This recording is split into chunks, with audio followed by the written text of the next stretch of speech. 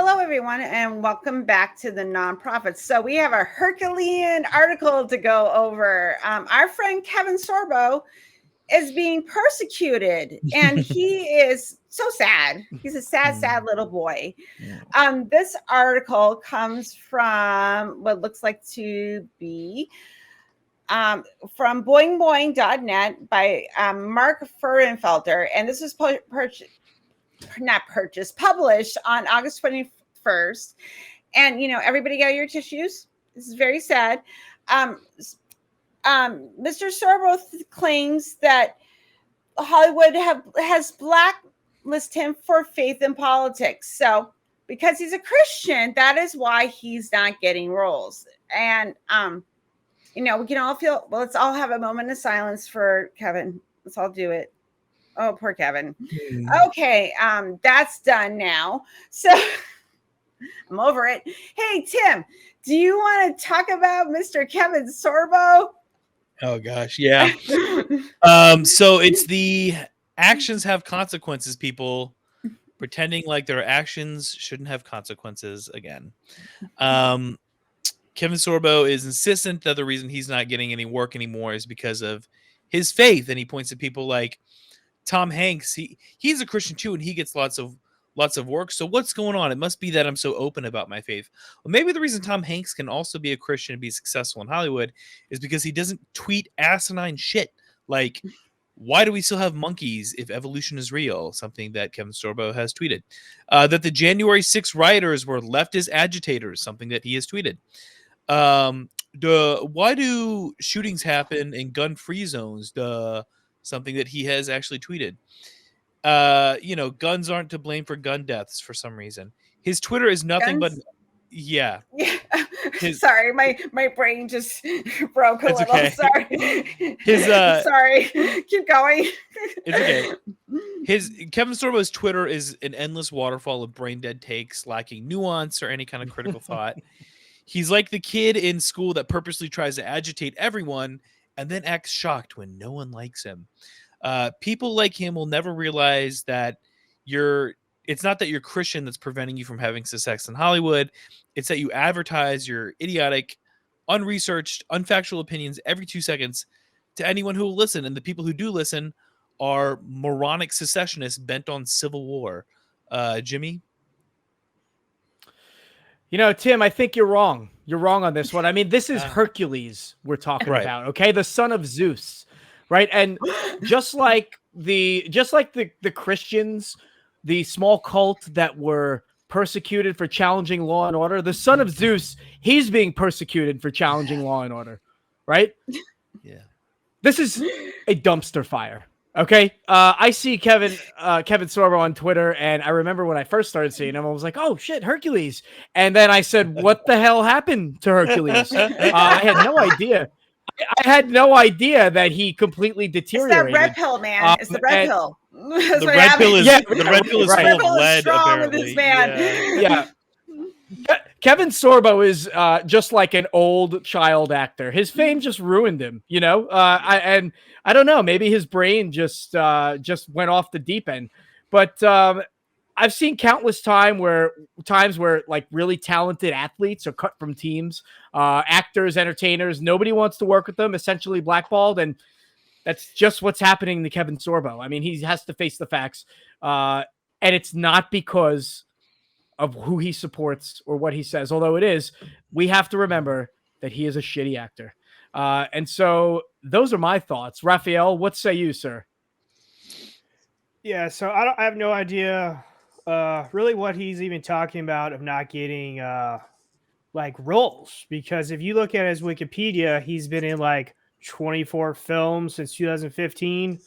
That's like 23 more films than I'll ever be in. Very extensive. So it's the whole thing is confusing to me. He's a tool on Twitter or X or whatever you want to call it.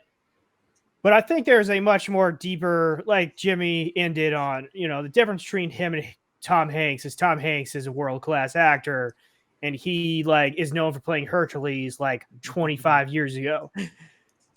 So I guess my message to Kevin Sorbo would be, if you're really concerned about people blackballing you over your religion. Just become a Scientologist because they get to be in all the movies all the time. Yeah. And Helen, I'm going to bounce this True. ball back to you. True. So I do want to point out that like the things that Kevin, like the thing he's complaining about is Nothing Burger. Like I just decided to see, like he was in God's Not Dead, which made $62 million on a $2 million budget. Okay, so and he's over here belly aching like a Hollywood won't give me roles, and you know, and because you're aligning yourself with like PureFlix and you know, David A.R. White and these Christian nationalists that are putting out these films, they're only for a select audience. And if you're complaining that like, oh, I'm not getting roles like Ryan Gosling or something like that, that's on you, man, because you didn't work on your craft. You know, and sorry, secular films, even amongst religious people and non-religious people, do better because there's a shared human experience about those things. I am not a Christian nationalist, and also I'm an atheist. And when What? Kevin Sorbo, I know, crazy. I'm sorry, I'm out now. But like Kevin Sorbo played like an angry asshole. I'm like, this is not how we behave, and so all of us thought it was a farce. And then that's only going to appeal to certain people. And he's over here butthurt that he's not, you know, people are negative against my beliefs. And it's only because I'm a Christian that I'm not getting roles and blah, blah, blah, blah. I'm like, no, man, you're 62 years old. You didn't work on your craft. And also you say terrible things. And Hollywood is liberal for the most part, because they know where their bread is buttered and they put content out that it's going to produce money. And most of the country, the content they consume, they don't want a political message. They just want to enjoy themselves, you know, and I don't want to hear about God. And I'm sure Kevin wants to be the person to go out there and like get a movie, a big role, like Passion of the Christ, you know, and we can talk about Gibson and doing it anti-Semitism, but that's a separate conversation. But those type of things are not good for your career, man. So, you know, get off, you know, stop throwing a pity party for yourself, because for the small niche you're in, he's been successful. He's just mad because the secular world, either religious or not, are not buying his game. So, you know, Kevin needs to, you know, do some reflection, you know, maybe see a therapist, you know, get an adult coloring book and work on himself. Anyway, Tim. Yeah, it's so funny. He's mad because he's not getting secular roles, right? I mean, I can only imagine that's what he's complaining about, because he's in so many movies, but the movies he's in seem like the kind of movies that he would want to be anyway. Like Left Behind, Rise of the Antichrist. I'm sure that's a riveting film. A film called Chosen, which has a big cross on the cover. The Girl Who Believes in Miracles, another, I'm sure, riveting film that is very poorly rated on IMDb. I haven't seen god awful movies at that. Yeah. The Penitent Thief, Faith Under Fire, One Nation Under God, Bernie the Dolphin 2, which I'm sure was amazing. Went to theaters, I'm sure. The Miracle in East Texas. He's in all these Christian films, and it's just so funny because, like, isn't this the kind of success that he wants? Like, aren't these the kind of movies he clearly wants to be doing anyway? Let There Be Light, The Unmiracle, Spirit of the Game, Forgiven, Joseph and Mary. Like, aren't these the kind of films he wants to be doing anyway? He's just mad because he's not getting like big blockbuster Hollywood roles and these secular roles, and it's just so funny because he's carved out this niche for himself, and then he's complaining that he can't do anything outside of the niche, and you know, crying persecution. It's beyond dumb. Jimmy, do you have any more thoughts about this? Yeah, you nailed it. The fact that he maybe turned his back on Hollywood is something that I think needs to be considered, right? He went off in a different direction and kind of just went into his niche and now wants to come back. But the problem is he just really didn't bring any talent with him. I think that the author of this article made a great point when he said, look, even Mel Gibson is still getting work, right? Mel Gibson, say what you want about the guy, pretty good actor. I mean, I loved Mel Gibson growing up, and I still think he could probably do a great movie. There is a division there. I think that I'm glad you mentioned Bernie the Dolphin too, because the author was brilliant when he says, the beloved superstar who won the hearts of theater goers and with his exemplary acting and performances like Pool Boy, Never Cry Werewolf, and Bernie the Dolphin too. I mean, just give the guy Hercules at least. At least call him Hercules. But no, he threw 3 bombs up there. That's because that was a very successul show, and we had to show it. Like, don't it is past its prime. Wow, yeah, way past. The CGI was amazing in that show. Oh yeah, so you remember how bad it was? I mean, honestly, if Mel Gibson could come back, maybe Sorbo can come back. There's all's not lost. And to Raphael's point, I mean, he's probably made a lot more money than I have since 2015 in his 23 movies. So, good for him. At least take some time to celebrate your success a little bit, right, Raphael? Yeah. So I want to touch on a little bit about, certain Christians read certain parts of the Bible and come away with kind of a persecution complex. And I feel like that's kind of what we're seeing on display here in this article is they read these passages and they come away thinking like they're doing it right if they're persecuted. I'm in the lion's den. Yeah, exactly. I'm walking through the Valley of the Dead or whatever. Yeah. And, he's just a loudmouth who people pay attention to because he was like in a moderately entertaining TV show 20 years ago. So, I also touch on the point of, people forget, the public's memory is short. Mel Gibson could come back. There's no reason this dude couldn't come back if he was on like the level of acting that, heck, increase his acting ability by like 25%. He might be able to even come back. Adam Sandler level. Yeah, exactly. Him and Adam Sandler could be the worst cop buddies in a movie you've ever seen, and it would still make money. So I think he's an attention hog. I think part of it is this persecution type of mindset that I'm doing the right thing because I can't get jobs. So I'm going to bitch about it to no end forever. And, say crazy shit on Twitter. It's, I don't know. It's sad for me who loved watching Hercules. So, so I'll pass that back to Helen.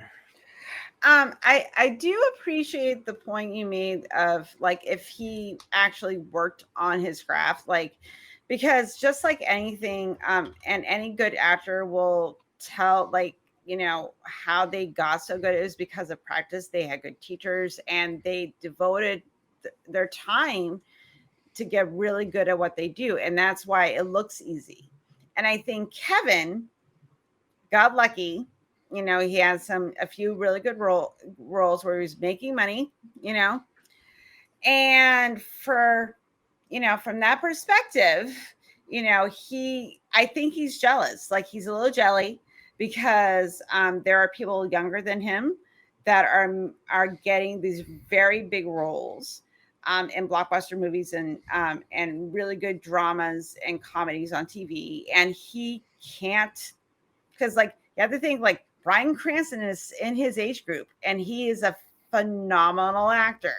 Bill Odenkirk is his age, phenomenal actor, and they're getting really big budgeted roles in films and TV. The reason why is because they are constantly working on their craft and trying new things, breaking out of typecasting. Jim Carrey did that. Everybody thought he's a comedic actor, and you watch, Eternal Sunshine of the Spotless Mind, and he's a very good dramatic actor because he didn't want to be typecast. But Kevin has so niched himself in the Christian nationalist genre that, and then he's mad because Hollywood isn't like, don't you want me in your movie? And it's like, well, I could Good. have, I have even a- though, but No, I have a great idea for a movie. okay, Like, if there was a Hercules movie starring Kevin Sorbo, I would definitely go watch it. That's the Oh, yeah. only way. Yeah. I That's would the watch- only way. Yeah. Yeah. I mean, like lean into we it. may have just helped his career. Yeah. So, Kevin, do this. but sorry, go ahead. No, I was just like, and that's the thing. Like and then he's butthurt because he's older and he didn't work on his career and his craft as much as he should.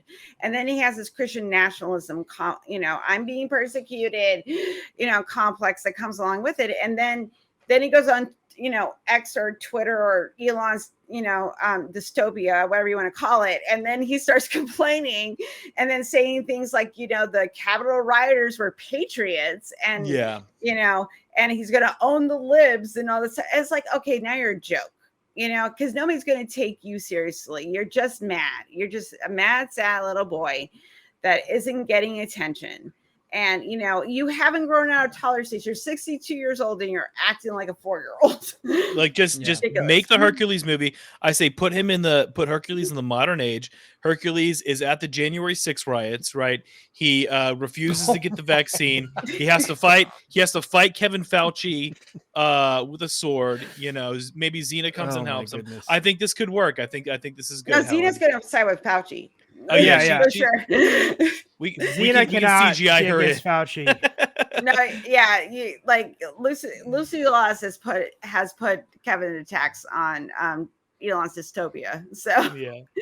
Anyway, does anybody have any final thoughts other than we can all have a moment of silence for Kevin? Yeah. All right. So if you want to hear, this was actually a really good segment. It was much more lighthearted and fun compared to the other stuff we discussed in this show. So if you want to, see more happy, sad, thought-provoking things, all the things, and please consider, going above and doing the clicky click thing.